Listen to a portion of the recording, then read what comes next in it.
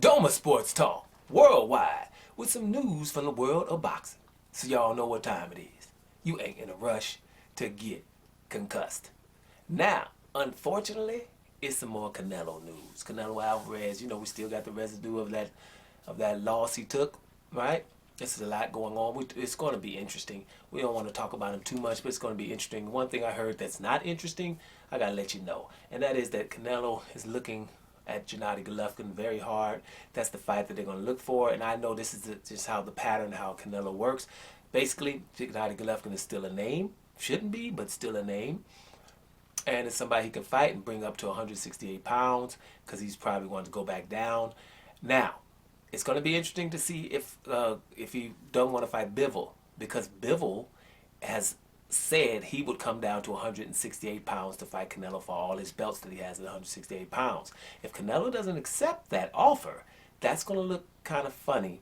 And then he taking on Gennady Golovkin, who's at the time, the reason why this fight would be meaningless in my opinion is because Gennady Golovkin waited 2 years to fight Murata, right? That wasn't a good look. He fought Murata. I thought Gennady Golovkin looked pretty good against Murata because Murata came to fight on that night, and Gennady Golovkin had to beat the wheel out of that guy. And I still think Gennady Golovkin is a bad boy. I just don't think he believes it. There's certain people he's not going to fight. He's 40 years old, right? And he waited those 2 years for Murata. And he's also somebody who would not fight Jamal Charlo and would not fight Demetrius Andrade, no matter what the circumstances is. So this would be a fight between two guys who don't want to fight those guys. So that's what it should be. At my point is Canelo and Gennady Golovkin should have fought Charlo or Andrade by now. They're in the same damn weight division for too long. Canelo had an opportunity to do it in an undisputed fight. Gennady Golovkin had an opportunity to do it in a unification fight. They just won't. And it's not, money's not the issue. Matter of fact, Demetrius Andrade was at the zone with both of them.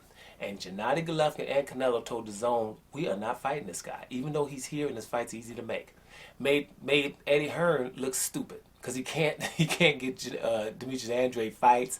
And he can't, when he's promoting Canelo now, he can't mention Andrade. Imagine, Andrade tried to come to a press conference and he was allowed to say he was a horrible fighter. So the days where people think that Canelo versus Canelo versus Gennady Golovkin is a big fight are closing down to being nothing. I don't think many people are believing that. I know that the mainstream media is hoping, but neither one of these guys are the best at 160 or 168 pounds.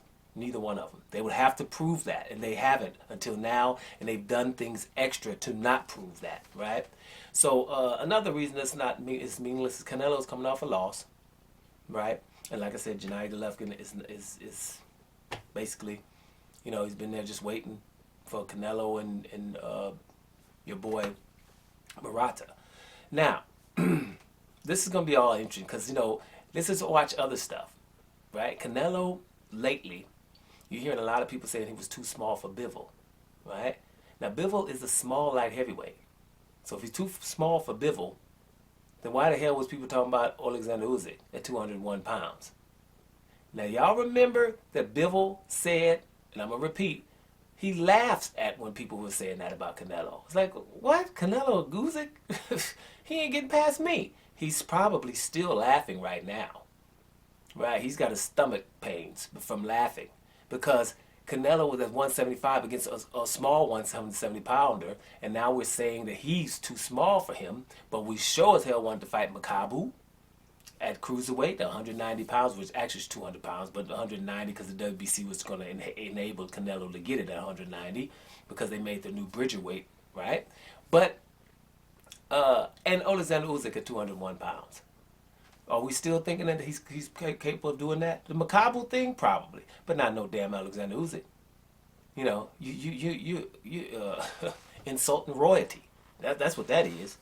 Now, speaking of Usyk, Uzyk's #1 pound for pound by the Ring magazine, which Ring magazine I told you they were looking for somebody that's not black, to be #1 pound for pound, but they finally found the right one. Okay, Alexander Usyk is a Negro League fighter. Right? Because a Negro League fighter don't have to be a Negro. It has to be somebody that's just awesome and will fight any damn body at any damn time. And most of the time people ignore how awesome he is. There's no color behind it. Alexander Usyk is a Negro League fighter. If you was gonna put some looking, you was trying to put Canelo and Vasily Lomachenko in front of people, right? The whole time in front of Terrence Crawford, right? And then you have a guy that was going to everybody's backyard and becoming undisputed in the cruiserweight division, fighting everybody. And those guys that you put up there, the Vasily Lomachenkos, the Gennady Golovkins, and the Canelo Alvarez, would never, ever join a Super 6 tournament at any weight division. Think Canelo would have joined the Super 6 tournament at 154? When you had both Charlos and Andrade, right? And an undefeated Vanis Matarosa in them that would have been in the Super 6 tournament? Nope. You think he would have gotten one at 160 pounds with Golovkin and Charlo and Andrade in there? And filter in a little bit of Derenchenko and that kind of stuff? Maybe Daniel Jacobs before he moved up? You see how much problem Golovkin and Canelo had with Danny Jacobs. Think he's going to get in that Super 6 tournament? Nope. So that's what I'm trying to say. Uzik is the #1 pound for pound by the Ring magazine because they're looking for one. They should have did it a long time ago. But, you know, between Uzik and Crawford, you could pick one. Crawford was undisputed. Uzik was as well. Uzik was more impressive because he went away to do it.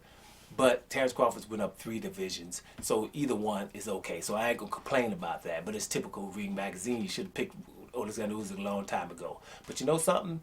Back to the top. Gennady Golovkin versus Canelo is meaningless. And those are the reasons. Doma Sports Talk Worldwide. And I'm out of here, y'all.